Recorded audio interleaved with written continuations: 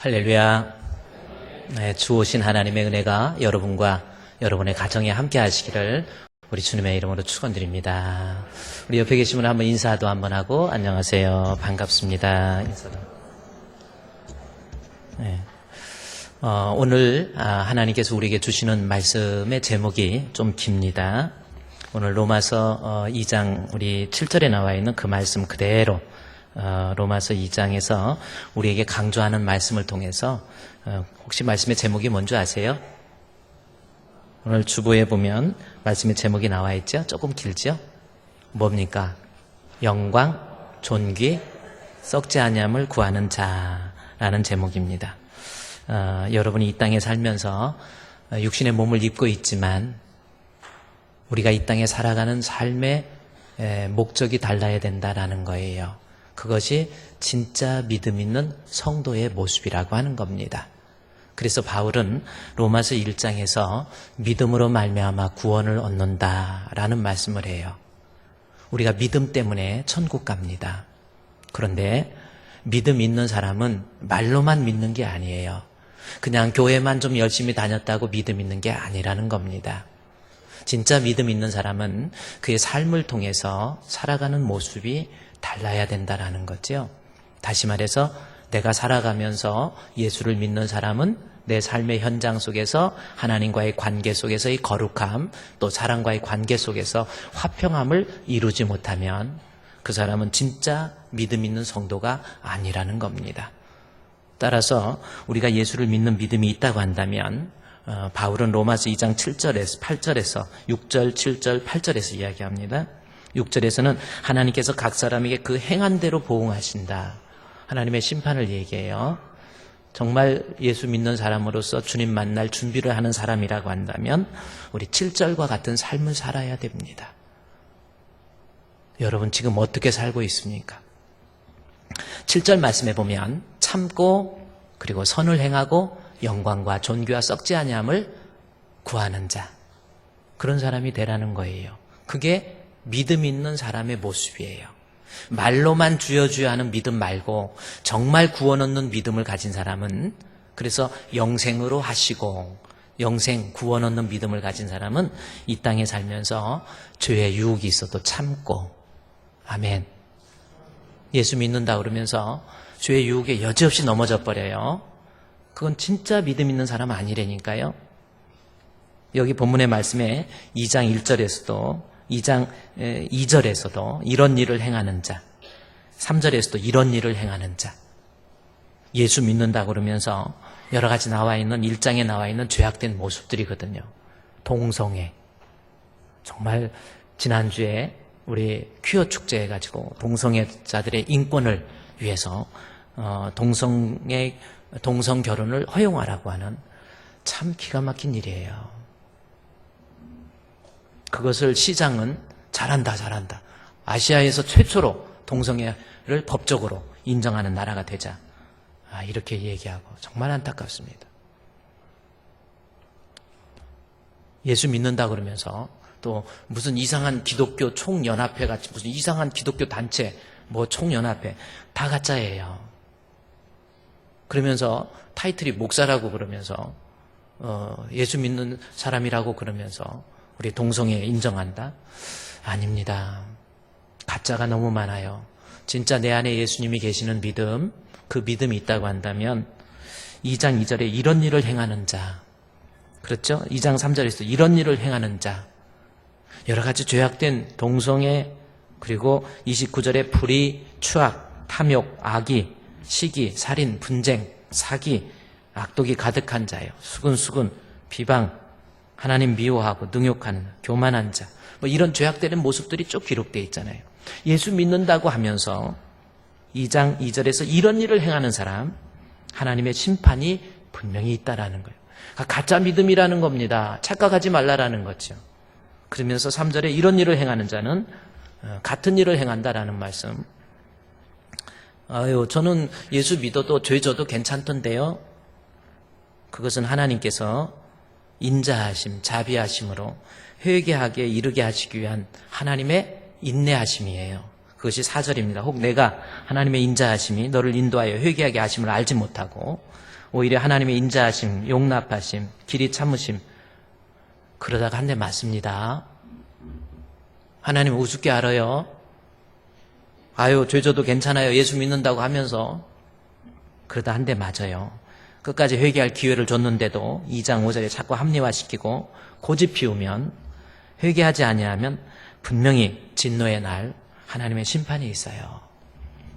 우리는 저와 여러분은 항상 하나님에 대한 심판 생각하면서 살아야 돼요. 그렇다고 한다면 따라서 이 땅에 살면서 우리는 어떻게 살아야 되는가에 대해서 2장 7절에 참고 죄의 유혹이 있어도 이제 참읍시다. 아무리 돈의 유혹이 있어도 내가 하나님 앞에 정직하세요. 하나님 심판을 먼저 생각하세요. 나는 주님 앞에 심판받을 때. 말라기서에 보면 우리 주님 이 땅에 오시기 전에 400년 전에 쓴 책이에요. 그 책을 통해서 우리에게 경고하는 게 있습니다.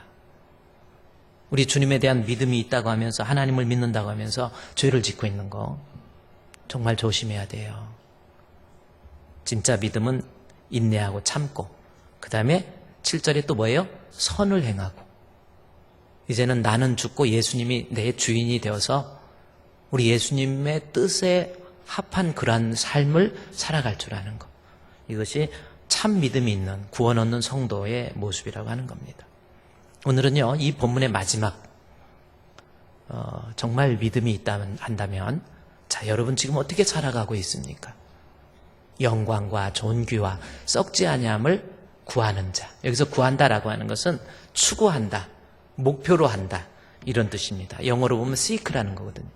그러니까 이 땅에 살면서 내 안에 예수님이 계시고 진짜 믿음이 있다고 한다면 이 땅의 소망이 아니라 우리 하나님 앞에 갔을 때의 영광, 우리 하나님 앞에 갔을 때 존귀, 우리 하나님 앞에 갔을 때 영생, 즉 썩지 아니함이 영생이거든요. 그것을 바라보면서 살 줄 아는 그러한 사람이 된다라는 거예요. 그러니까 내가 예수를 믿는다. 그러면 참 믿음의 사람은 이제 살아가면서 이 땅의 소망이 아니에요. 썩어서 없어져 버릴 것 이 땅의 소망이 아니라 내가 천국에 가서 주님 앞에 인정받는 사람 되는 것 그것이 그 사람의 인생의 소망이고 꿈이고 비전이고 그 사람이 그것을 바라보면서 사는 거예요. 여러분은 지금 한번 생각해 보세요. 여러분 꿈이 뭐예요? 자식들 잘 키우는 겁니까? 육신적으로 성공하는 겁니까? 돈 좀 벌었으면 좋겠어요? 그것도 중요하지만 죽을 때 돈 하나도 못 갖고 갑니다. 다 죽어요. 김일성이도 죽었고 진시황도 죽었고 뭐 완전히 건강한 뭐 우리나라에서는 김대중 대통령도 죽었고 김영삼 대통령도 죽고 뭐 다 죽었잖아요. 세상에 아무리 높은 자리 있고 돈이 아무리 많아도 가지고 가는 거 아닙니다. 진짜 믿음이 있는 구원을 얻을 수 있는 믿음을 가진 사람은 이 땅의 소망이 아니고 천국의 소망을 둬야 돼요. 그런 소망 가지고 삽시다. 내가 지금은 좀 어려워도 힘들어도 우리 주님 앞에 갔을 때 인정받는 사람. 여러분의 호흡, 여러분의 심장 언젠간 멈춥니다. 그걸 우리도 생각할 줄 알아야 돼. 우리도 지난주에도 우리 오늘 이렇게 여러분에게 많이 오셔서 감사하다고 우리 한길택 집사님 아버님께서 돌아가셨어요. 그분은 90이 넘어서 돌아가셨어요. 92세 되셨으니까. 그리고 신앙을 가지고 돌아가셨어요. 오늘 오셔서 목사님 장례 잘 치렀습니다. 그래요. 그렇게 우리의 호흡도 언젠간 멈춘다니까요. 우리의 맥박, 우리의 심장 언젠간 멈춰요. 어제도 제가 우리 안수 집사님들 우리 수련회 준비하기 위해서 우리 수양관에 가서 청소도 좀 하고 그다음에 좀 여러 가지 말씀도 좀 이렇게 훈련도 좀 받으면서 그런 좋은 시간 가졌어요. 근데 어제 저한테 연락이 와서 우리 부목사님, 목사님 우리 성도 김태훈 성도 양신덕 집사님 장인어른이십니다. 김은숙 집사님의 아버님이세요. 돌아가실 것 같아요. 그러더라고요. 어제 토요일 날. 제가 여기에서 지금 갈 수 없으니까 우선 우리 부목사님이 잘 이렇게 해서 준비하고 계세요. 그랬어요. 그리고 돌아가시면 우리 교회 이름으로 꽃도 하나 이렇게 배달하고, 여러분도 돌아가시면 꽃 하나씩 다 배달해 주시니까, 드리니까 너무 걱정하지 마시고요. 그냥 죽으세요. 뭐 우리도 다 한 번은 죽게 되잖아요. 그런데 어제 안 돌아가셨고, 오늘 우리 두 부부, 우리 김은숙 집사님, 양신덕 집사님 부부가 일부 예배 드리고, 그 다음에 의사가 빨리 가족들 오라 그래서 남편은 먼저 가고 예배 드리고, 일부 예배 드리고, 아내가 와서 기도받고 가겠다고. 네. 연세가 얼마나 되셨어요? 그랬더니 목사님 이제 70 좀 넘었어요. 아직은 젊으신데, 제가 한 2주 전에 병원에 신방 갔을 때 제 손을 꽉 잡고, 목사님 나 교회 가야 되는데 내가 지금 몸에 힘이 없어요. 그러면서 오늘 그 딸이 병원 가기 전에 기도받으면서 그냥 펑펑 울어요.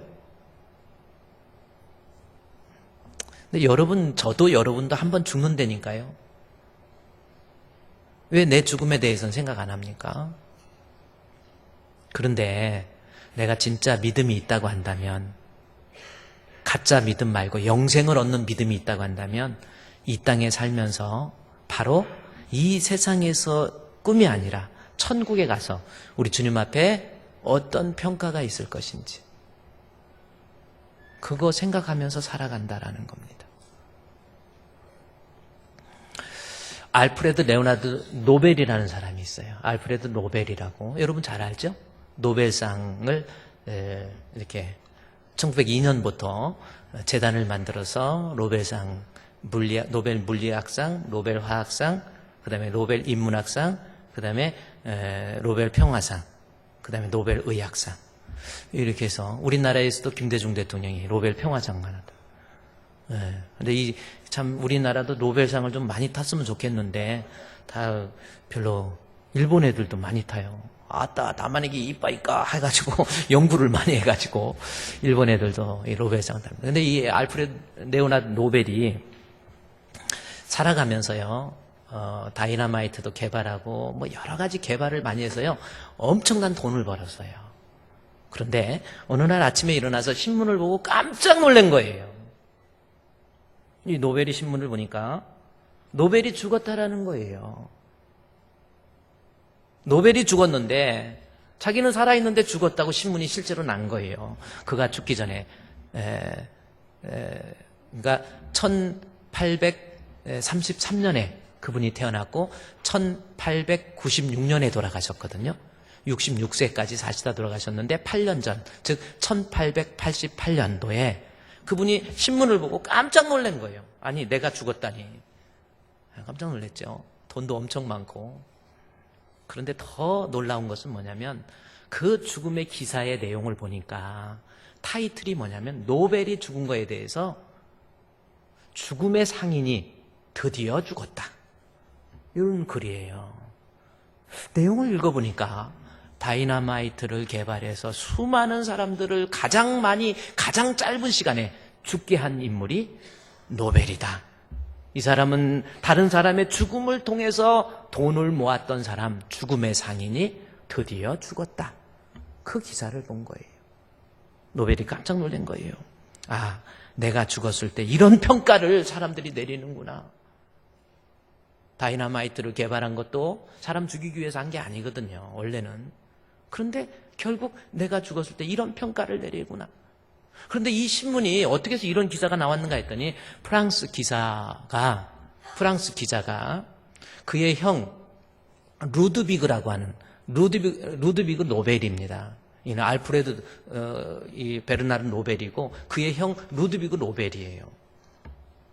이 루드비그 노벨이 8년 전에 죽은 거예요. 그러니까 노벨이 죽기 8년 전에 1888년에 죽었는데, 프랑스 기자가 알프레드 노벨의 죽음으로 알고 기사를 잘못 쓴 거예요. 자, 뭐 기사는 잘못 썼지만 알프레드 노벨이 그 기사를 읽고, 아, 내가 죽었을 때 사람들이 나를 죽음의 상인으로 이렇게 평가하는구나, 그걸 생각하고 그 사람이 그 자리에 앉아서 그 신문지를 붙잡고 펑펑 운 거예요. 내가 실제로 죽었을 때 사람들이 나를 이렇게 평가하는데 하나님은 나를 어떻게 평가할 것인가? 내가 주님 앞에 갔을 때 하나님은 나를 과연 어떻게 평가할 것인가? 그때부터 내가 가지고 있는 돈, 그게 어떤 의미냐는 거죠. 돈 많다고 뭐 많이 먹습니까? 요즘 많이 먹으면 살만 쪄요. 조심해서 드세요. 음식 좀 남기지 말고 식당에서 우리 식사할 때 조금만 드세요. 그래요. 알프레드 노벨이 그때부터 내가 죽은 거 8년 전에 자기의 죽음을 경험해 본 거지요. 그 다음부터 살아가는 방식이 달라지는 거예요. 모든 재산들을 다 모아가지고 유서를 씁니다. 내가 죽거든 이 재산을 가지고 재단을 만들어서 그 이자로 노벨 평화상, 노벨 의학상, 노벨 물리학상, 노벨 문학상, 노벨 화학상 그런 사람들에게 나눠주도록 해라 해서 1902년도부터 노벨상이 시작된 거지요. 그분은 8년 전에 자기 죽음을 경험해 본 거예요. 하나님은 나를 어떻게 평가할 것인지. 여러분 지금 죽으면 과연 하나님은 어떻게 평가할 것 같아요? 여러분 지금 죽으면 하나님이 여러분을 어떻게 평가할 것 같아요? 저도 목회자로서 장례식을 하죠. 요즘에는 화장을 많이 하잖아요. 화장을 합니다. 근데 옛날에는 얼마 전만 해도 이게 다 그런 매장하고 다 매장해가지고 이제 관을 이제 땅을 이렇게 파요. 땅을 이렇게 파가지고 묻습니다. 뭐 안에가 뭐 황토 나오고 뭐하고 이렇게 다 묻고요. 흙가루도 좀 뿌려놓고 그다음에 이렇게 다 묻어놓고 그다음에 관을 넣어놓고 흙을 이제 덮고 그리고 이제 흙을 치운 다음에 관 앞에 십자가가 딱 보이게 한 다음에 다 됐습니다. 예배 드려주세요. 그래요. 장례식 때 예배 드립니다. 묵묵히 그 시신 위에서 이렇게 그 과정을 보면서 참 이 사람은 참 왜 이렇게 쉽게 갈 거를 왜 이토록 인생을 살았나. 어떤 사람은 괜히 목사님 속만 썩이고 힘들게 하고 엉뚱한 말이나 함부로 하고 그래요.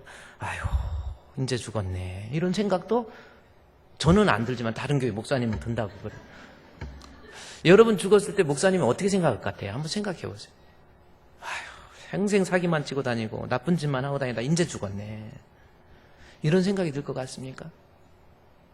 그런데 목사님에게 평가도 중요하지만 더 중요한 것은 우리 하나님이 나의 죽음을 내가 주님 앞에 내 심장이 멈추고 내 호흡이 멈췄을 때 주님 앞에 섰을 때 과연 하나님은 나를 어떻게 생각하실까?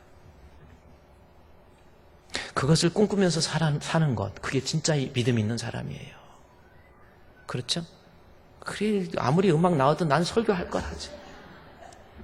진짜 꾸민 하나님 앞에 소망을 두면서 내가 지금은 어려워도 힘들어도 주님 앞에 갔을 때 인정받는 사람.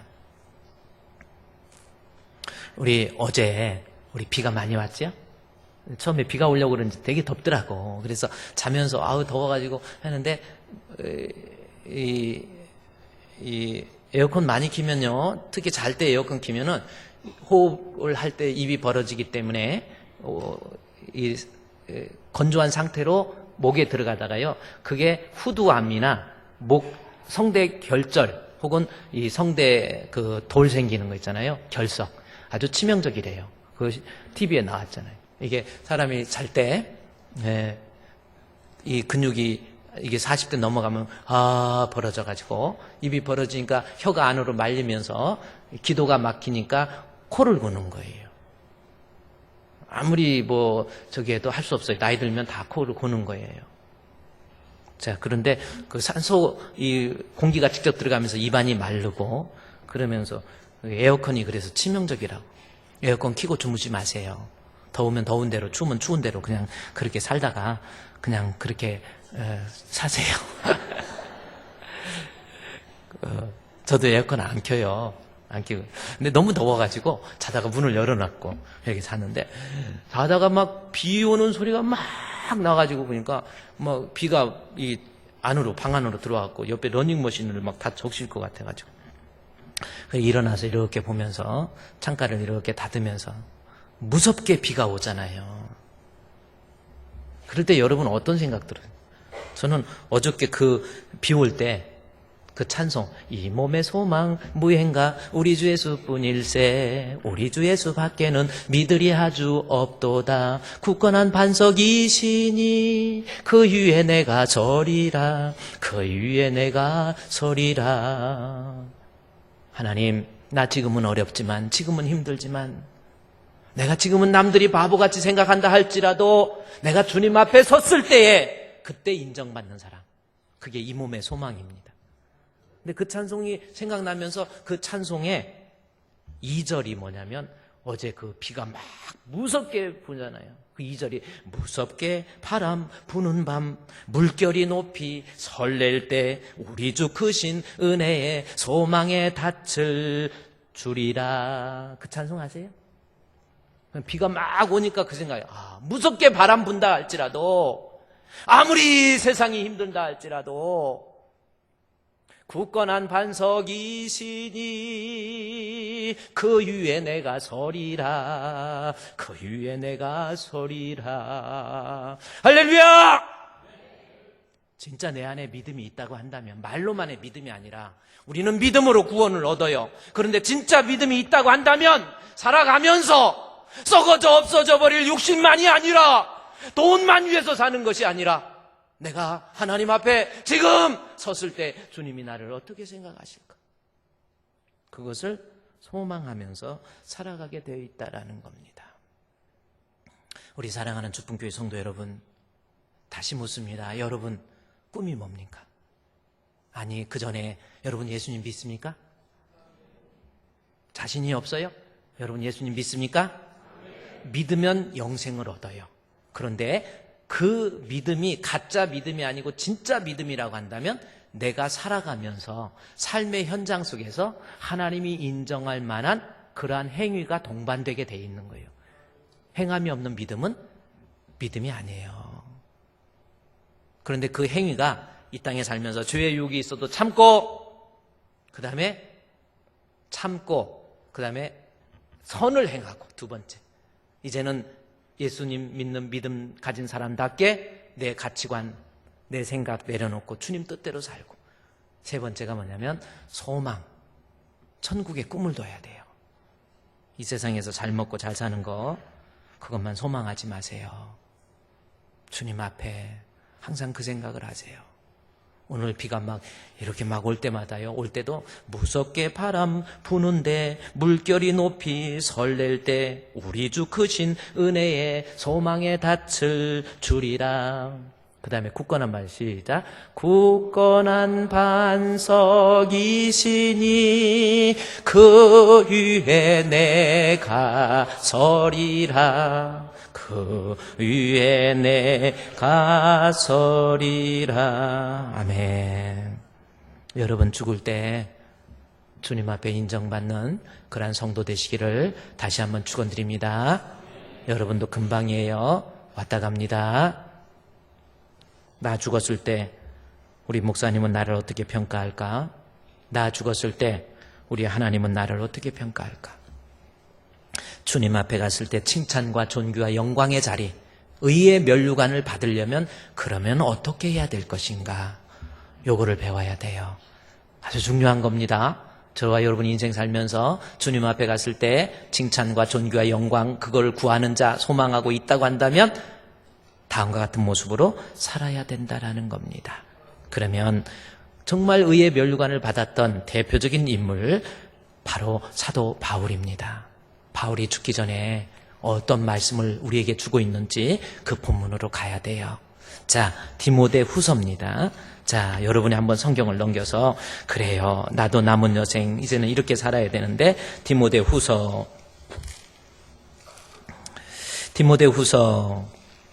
있는 말씀, 디모데후서 4장에 있는 말씀에 보니까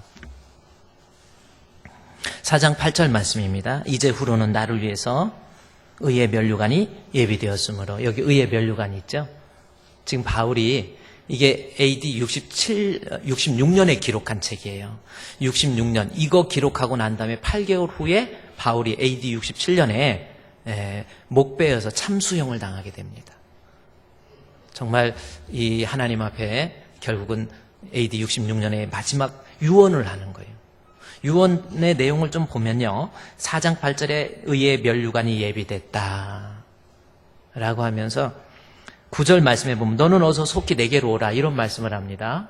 이제 죽을 것을 바울이 미리 좀 감지한 거예요. 여러분 어느 정도 죽을 것 같으면 조금 느낌이 있지 않습니까? 지금 죽을 느낌이 좀 드는 사람 손 한번 들어요. 준비하고 있어요. 사람이 이 느낌이 그래서 바울도 이제 죽을 날이 가까워진 거예요. 그래서 감옥에 있는데 너무 힘든 거예요. 너무 추운 거예요. 로마의 감옥에 2차 투옥돼가지고 너무 힘든 거예요. 그러면서 죽으려고 하니까 사람들이 생각납니다. 그중에서 디모데가 제일 먼저 생각난 것 같아요. 그래서 4장 9절에 너는 어서 속히 내게로 오라. 마지막 죽기 전에 네 그림을, 네 얼굴을 내 머릿속에다 담아놓고 그리고 죽고 싶은 거예요. 옛날에 어떤 분이 병들어서 죽게 되려고 그럴 때 우리 친구 사랑하는 목사님이 제 친구 목사님이 돌아가셨잖아요. 얼마 전에 1월 달까지 설교하고 5월 달에 돌아가셨어요. 참 안타까운 일인데 아들이 외국에 있는데 빨리 데려오라고. 왜 그런가 했더니 지금 이 순간순간마다 내가 사랑하는 아들 내 눈에다가 담아놓고 그리고 가고 싶다고. 죽을 때 좀 그러고 싶은 사람이 있을까요? 바울은 디모데 보고 싶다고 너 빨리 오라 그래요. 그리고 10절 말씀에 대만은 이 세상을 사랑해서 데살로니가로 갑니다. 그렇게 바울 옆에 잘 쫓아다니고 신앙생활 잘하다가 이 돈의 유혹에 넘어가가지고 데살로니가로 가버린 거예요. 죽을 때 바울이 그 이야기 얘는 데살로니가로 가버려서 세속화돼버리고 돈 때문에 주님 떠나버린 사람이라고 그렇게 이야기를 합니다. 또 하나 그 다음에 그레스게는 갈라디아로, 디도는 달마디아로. 이건 나쁜 데로 가는 게 아니라 선교로 가는 거고요. 그 다음에 11절에 누가만 나와 함께 있느니라. 누가는 죽을 때까지 바울 옆에 있었어요. 의사로서 바울의 연약한 육신을 치료하기 위해서 죽을 때까지. 참 대단한 사람이죠. 죽을 때까지 주의 종. 누가만 나와 함께 있느니라. 그러면서 야 마가 좀 데리고 와라 그럽니다. 마가는 사도행전 15장 말씀에 보면은 바울이 1차 선교 여행을 하면서 이 타우루스 산맥을 넘기 위해서 넘어가야 되는데 거기에서 힘들다고 안 갔던 사람이 바로 이 마가입니다. 그래서 사이가 안 좋았어요. 그런데 마가가 베드로를 만나가지고 잘 설득을 해. 참 이런 사람 돼야 되죠. 베드로가 야 너 그러면 안 돼. 너 주의 종한테 그러면 안 돼. 잘 훈련을 합니다. 그래서 마가가 베드로한테 은혜를 받아서 마가복음을 보면 베드로의 문체가 막 묻어나와요. 그걸 읽으면서 보면 느껴집니다. 그래서 마가가 이제 죽을 때 그리고 나서 변화돼가지고 바울한테 그렇게 섭섭해가지고 원망하고 그랬는데 그렇게 주의 종한테 잘해요. 그래서 11절에 죽을 때 마가 데리고 오라. 그가 나의 일에 유익하느니라. 두기고는 에베소로 보냈다. 그리고 내가 올 때 드로아의 가보의 집에 둔 겉옷 좀 가져. 너무 추운 거예요. 감옥에서 너무 추운 거예요. 겉옷을 가지고 오라. 그리고 성경책, 가죽 성경 그거 좀 가지고 와라. 그리고 14절에 보면 구리 세공업자 알렉산더에 대한 이야기를 합니다. 알렉산더 다른 성경에 어떤 기록이 돼 있지 않는데 이 사람의 직업이 구리 장세가 알렉산더라고. 우상 만들어갖고 돈을 엄청 버는 사람이라는 것을 은유적으로 이야기하고 있잖아요. 돈 많다고 구리 세공업자 알렉산더가 내게 해를 많이 입히게 됩니다. 여러분은 제가 이렇게 하면 꼭 목사님 잘하라 그 뜻이 아니라 목사님 해롭게 하지 마세요. 아멘. 지금 해롭게 하려고 뭔가가 꼬장이를 가지고 있는 분들 이제 내려놓으세요. 그러지 마세요. 왔다 가는 겁니다. 구리장색 알렉산더 내게 해를 입혔다. 그리고 15절에 너도 그를 주의하라. 이제 참 이런 사람 있잖아요. 너도 그를 주의하라. 성도들 가운데 조심해야 될 사람이 돼서도 안 돼요. 우리를 심히 대적하였느니라. 그런데 16절에 내가 처음 변명할 때 나와 함께한 사람이 다 나를 버렸으나. 저는 이 말씀 건강 잃어버리고 힘들으니까 다 떠나버린 거예요. 사람이 그렇잖아요. 다 떠나버려. 목사님도 좋을 때 좋지 조금만 저기 하면 벌써 탁 달라지잖아요. 그럴 거잖아요, 여러분. 제가 옛날에 몸이 안 좋고 막 간 막 이식해야 된다 뭐 한다 이렇게 하나님께서 이렇게 살려주시니까 간 이식해야 된다고 했더니 우리 성도들이 목사님 제 간 뜯어줄 거예요 띄어줄 거예요 해갖고 아마 그 간만 모아도 방 안에 가득 찰 거야. 근데 실제로 진짜 아파갖고 저기 할 때는 다 이상하대요 안 좋대요 하면서 그래야죠. 어떤 목사님이 아파서 간 이식을 하는데 서로 뜯어준다고 그래가지고 이러면 안 된다 그래가지고 누구 거만 그러기가 그래가지고 이 날개를 갖다가 축 날려놓고 이 날개가 떨어지는 그 사람한테 그 사람 간을 이식하겠다고 그래가지고 자 이제 보냅니다 이거 날개가 딱 하니까 쉬 하니까 사람들이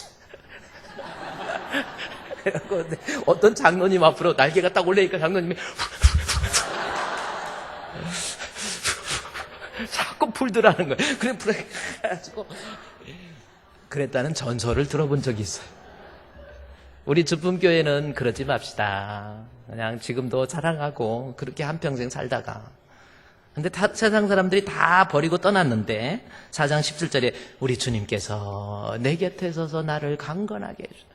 다 떠나도 우리 예수님 안 떠나셔서 그리고 18절에 나를 악한 일에서 건져내시고 천국에 들어가도록 우리 주님이 인도해 주셔서 얼마나 아름다운 삶입니까? 참 바울이 마지막에 죽을 때 이런 모습이었는데 그런데 여기에 제가 이렇게 말씀드리는 것은 이렇게 4장 7절 8절에 의의 면류관 이제 예비됐다. 그러면서 8절에 그날에 내게 주실 것이며 내게만 아니라 주의 나타나심을 사모하는 모든 우리도 이런 모습으로 살게 되면 하나님께서 우리에게도 의의 면류관 주님 앞에 가서 칭찬, 영광, 존귀 그거를 구하는 사람이라고 한다면 다음과 같은 모습으로 살아야 된다라는 거지요. 자, 그러면 어떤 모습으로 살아야 될까? 너무 중요한 겁니다.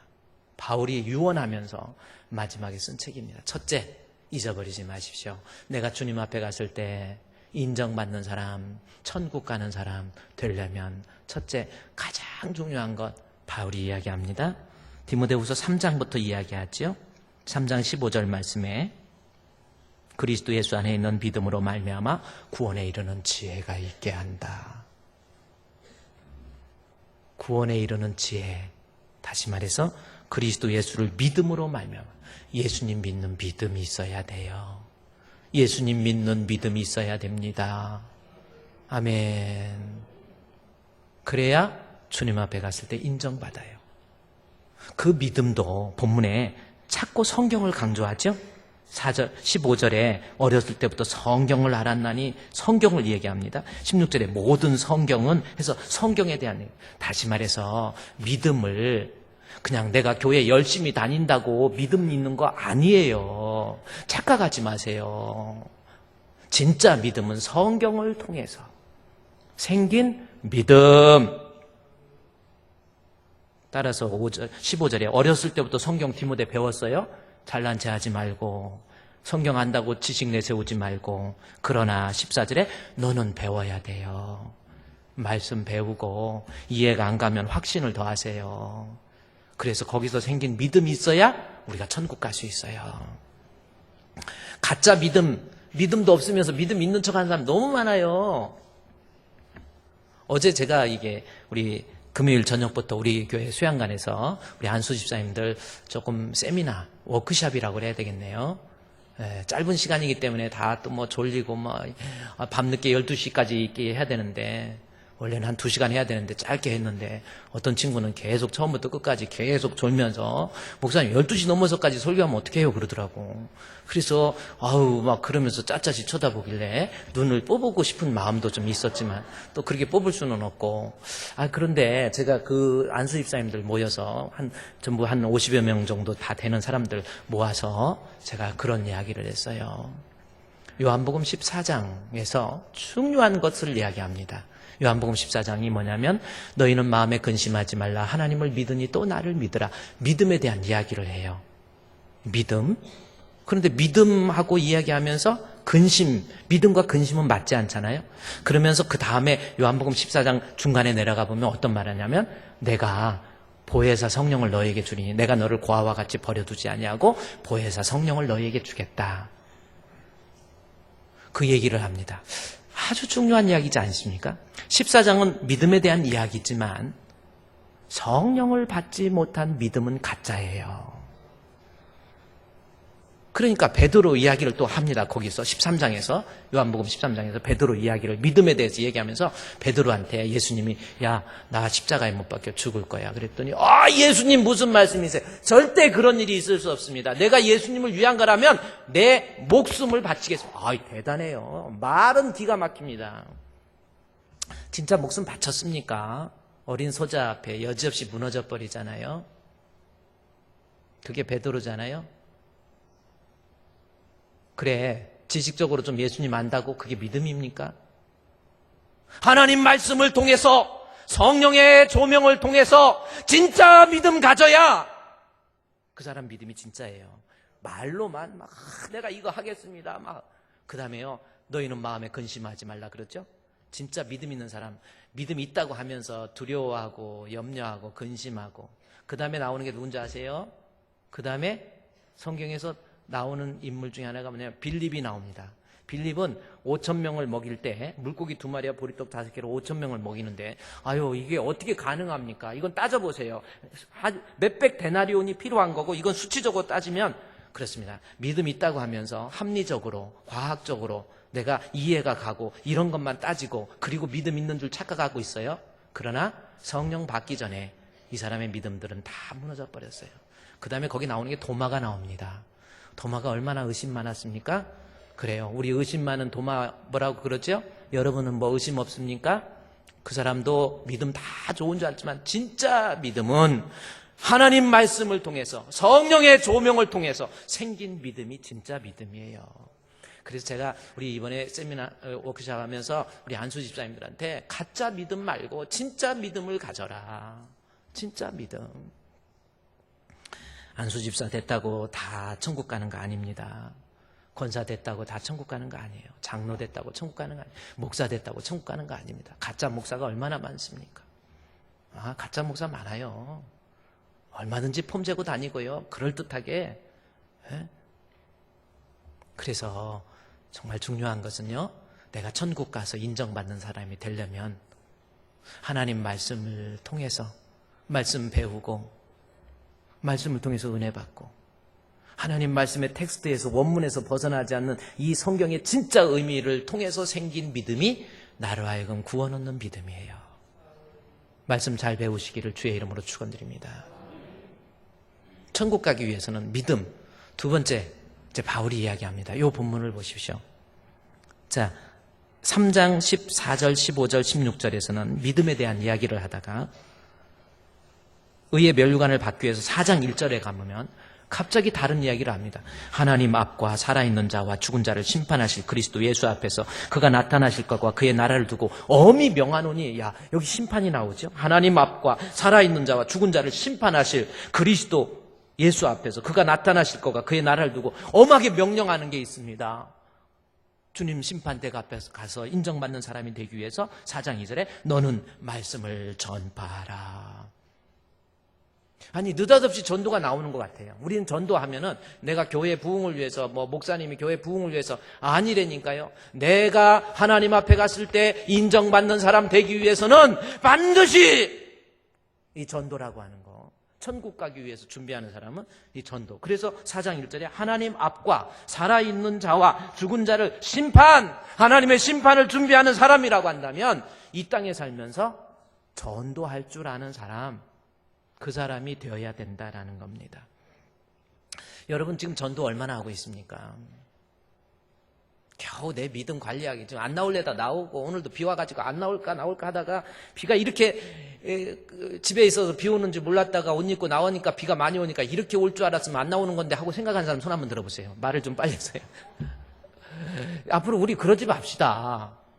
하나님 앞에요, 이게 겨우 내 신앙 관리하기에 급급하지 마시고 내가 하나님 앞에 은혜를 받은 사람이라고 한다면 은혜 받은 사람답게 나도 분명히 전도라는 열매가 있어야 그 사람이 진짜 구원 얻는 성도의 모습이라는 거예요. 하나님 앞에. 다니엘서 12장 3절 말씀에 보면은 이런 말씀이 있습니다. 어떤 말씀이냐면 하나님 앞에서 많은 사람들을 옳은 대로 오게 하는 자는 별과 같이 영원토록 비치리라. 나와 있죠? 그게 지혜 있는 사람이에요. 지혜 있는 자는 궁창의 빛과 같이 빛날 것이요. 많은 사람들을 옳은 대로 돌아오게 하는 사람, 전도 많이 한 사람, 하늘의 별에서 영원토록 빛나게 된다라는 거잖아요.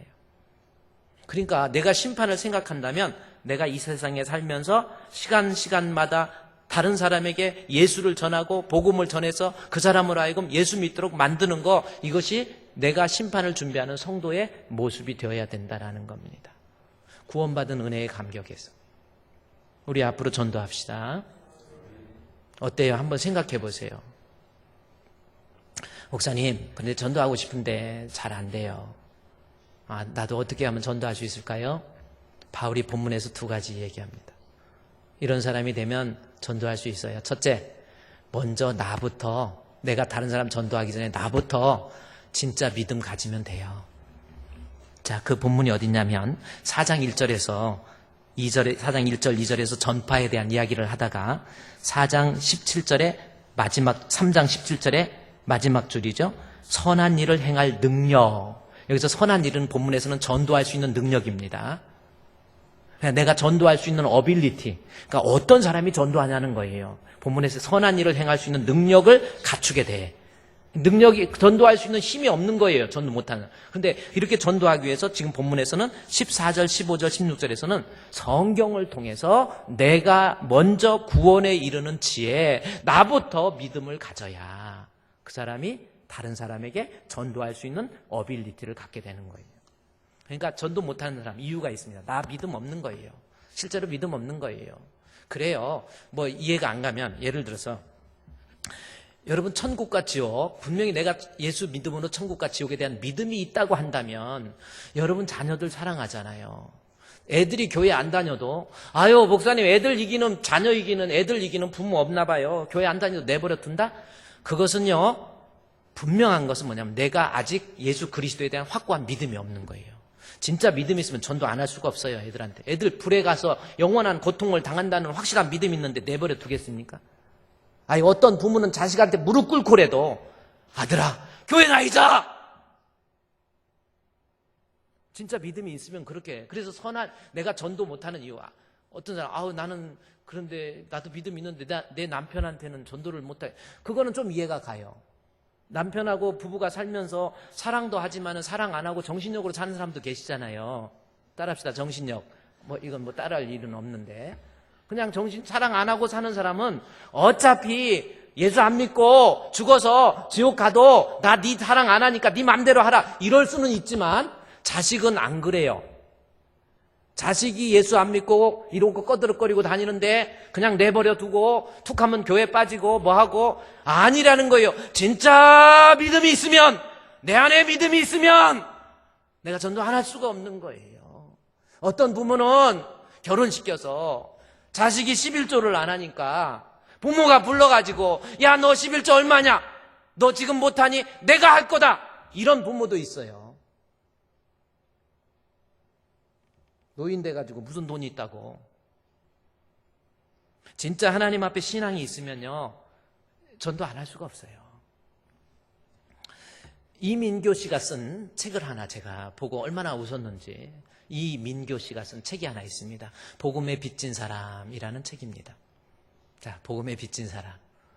저 책은 한번 여러분이 읽어보면, 사서 읽어볼 만한 내용은 별로 없지만 참 그냥 들어도 될 것 같아요.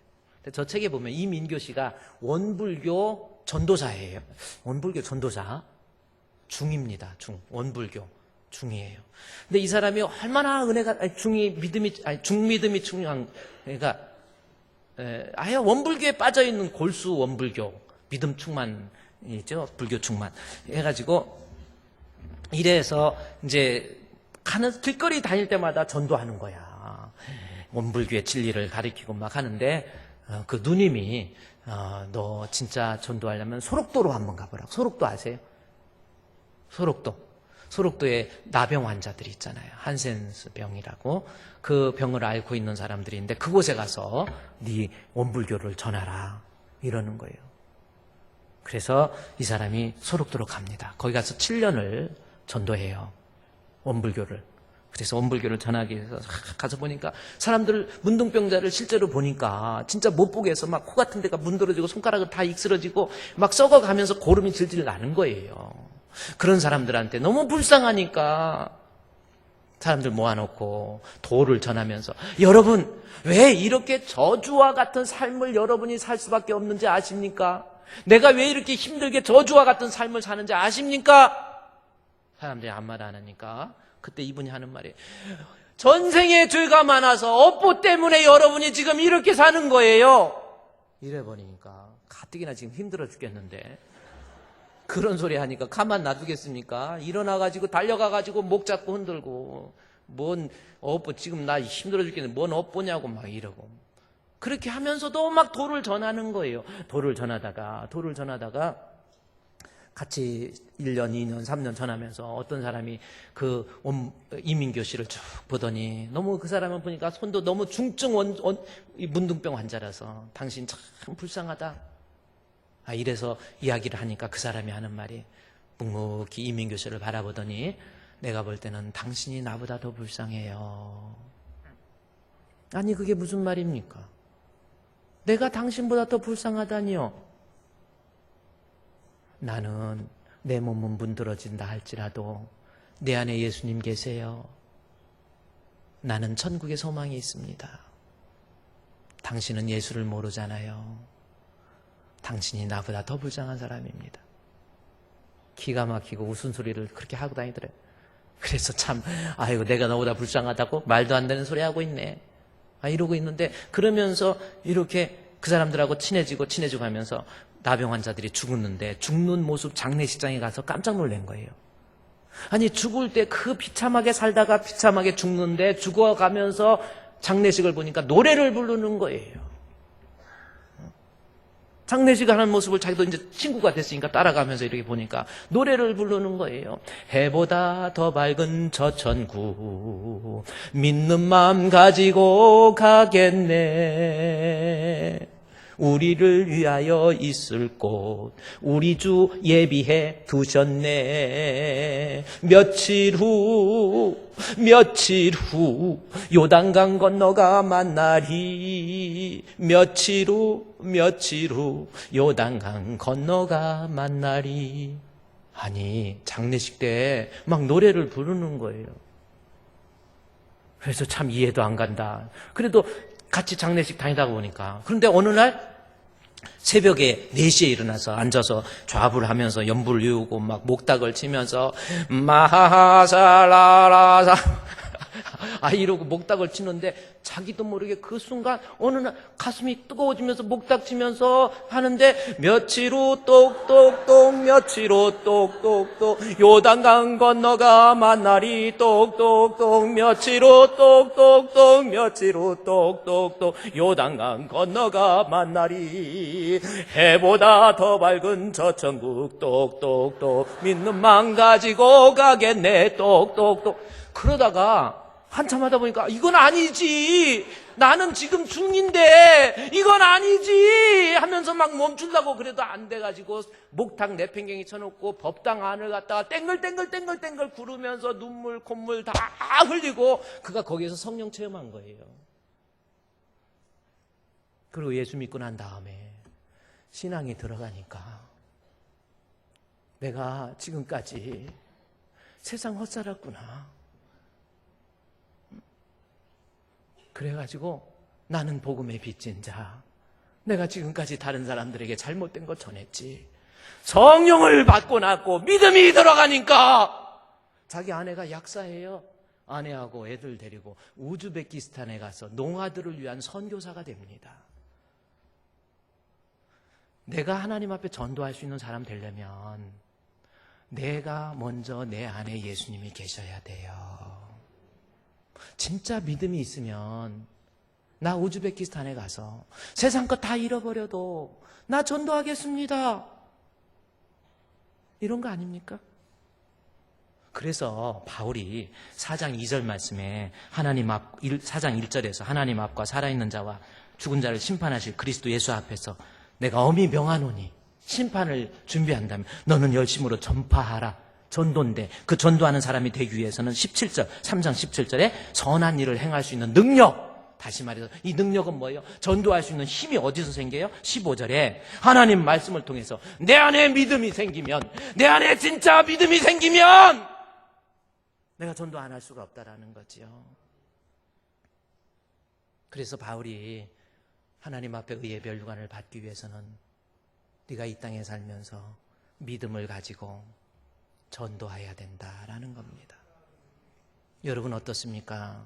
우리 정말 하나님 앞에요, 기왕 믿음 생활 이렇게 비우는데 힘들게 교회까지 나오고, 만약에 하나님 앞에 심판대 앞에 갔을 때 난 너 도대체 모른다, 이런 모습으로 나타나면 어떡할 거예요?